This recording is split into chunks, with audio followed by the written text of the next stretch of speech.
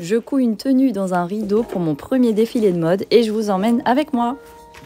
Alors, c'est parti pour ce nouveau projet. Donc, la 6e tenue à recycler.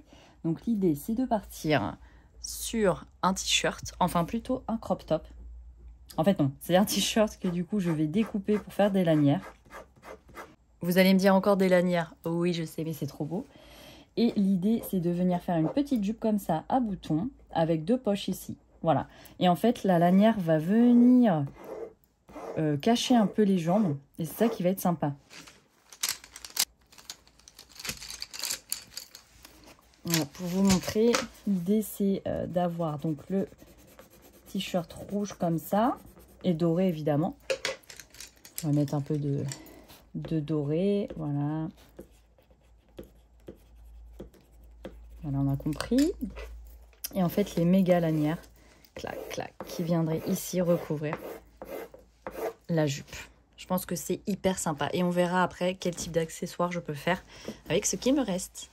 C'est parti! Je vais faire la 6e tenue pour mon défilé sur le thème haute couture avec des rideaux. Donc, le nouveau rideau, c'est celui-ci. Il est trop beau. C'est un espèce de velours comme ça, jaune. Il n'est pas jaune, il est rouge avec un feuillage jaune baroque, c'est trop beau. Si vous avez l'habitude de suivre mes vidéos, vous savez très bien que je commence par découper toutes les parties du rideau que je ne vais pas utiliser, donc les ourlets et les œillets. Ensuite, après avoir choisi et fabriqué mon patron, je pose le tissu et je vais adapter le patron au tissu. Je sais, j'avais dit que pour ces créations, j'allais vraiment innover et ne pas reprendre des patrons que j'avais déjà fait, mais ne vous inquiétez pas, c'est juste la base et là je modifie vraiment tout. Dans un premier temps, je vais découper le haut. Donc, ça va être un méga haut, vous allez voir. Donc, le patron n'est vraiment pas compliqué. Il me faut juste un avant et un arrière puisque je ne vais pas mettre de manches et je ne vais pas non plus faire de col.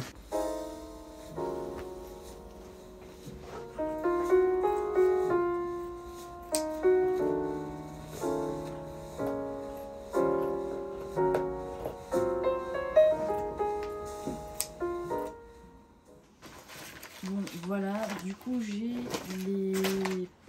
la partie haute en fait de cette création. Donc ça va être le maxi t-shirt. Donc je ne fais pas de manches et je vais coudre juste un point d'arrêt tout autour de l'emmanchure pour faire comme sur un des blazers que vous avez découvert, ou même pas, sur la robe jaune et sur la robe bleue que vous avez découvert dans les précédentes vidéos. L'idée, c'est de reprendre cette idée. Si vous n'avez pas suivi, il y a 6 autres vidéos d'ailleurs, je crois que c'est 6 ou 5, peu importe. En tout cas, il y a toutes ces créations à découvrir sur ma chaîne YouTube. Je pensais qu'on me voyait sur le plan précédent, mais pas du tout. Je vais commencer par ça et ensuite, après avoir tout monté, etc., je m'attaquerai au bas parce que je veux vraiment voir ce que ça donne de prime abord comme ça, le haut.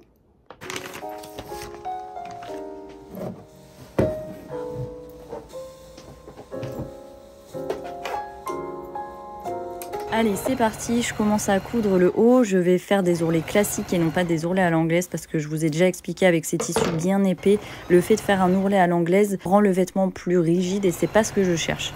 Et puis bon, je dois vous l'avouer, ça me permet de démonter beaucoup plus rapidement quand quelque chose ne va pas.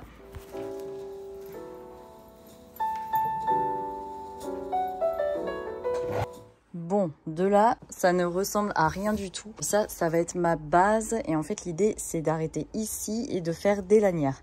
Donc, je ne sais pas si je fais des petites lanières ou pas. Quoi qu'il en soit, il faut que je termine la couture ici. Comme je vous expliquais, à faire un point. Et pour que ça se dépouille. Et c'est cool parce que ça le fait déjà. Donc, c'est parfait. C'est l'effet que je voulais donner. J'ai pas mis de chrono en route pour faire ces lanières. Mais honnêtement, j'ai dû mettre tout un après-midi. Donc, au moins 4-5 heures. Parce que le lendemain, en fait, j'ai continué. De toute façon, les lanières, c'est toujours hyper long à découper parce qu'il faut que ce soit bien droit. Et voilà, ça fait mal aussi aux mains. Faut dire ce qui est. Voilà la première partie de ce découpage. Comme d'hab, j'ai la main en feu, comme vous pouvez le voir. Non, vous ne le voyez pas. Attendez.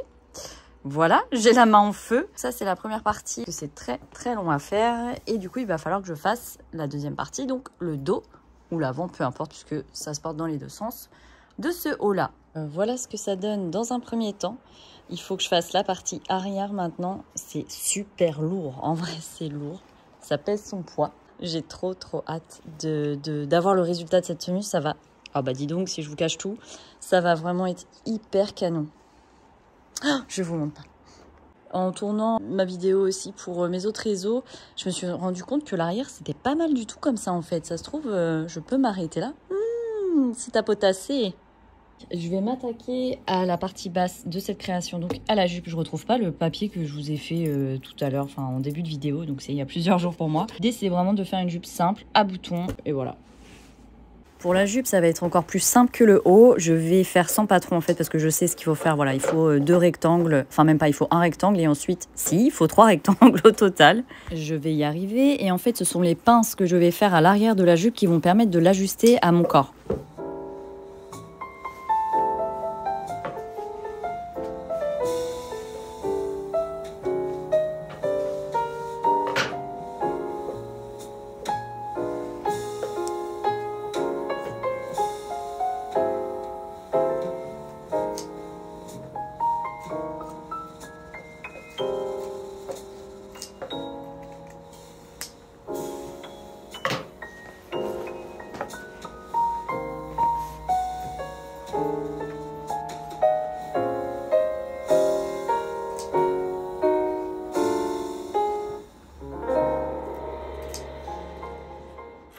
Alors là, l'idée, c'est d'assembler du coup mes 3 parties de jupe et de voir si c'est trop grand, si c'est trop long. Je vais vraiment ajuster au fur et à mesure.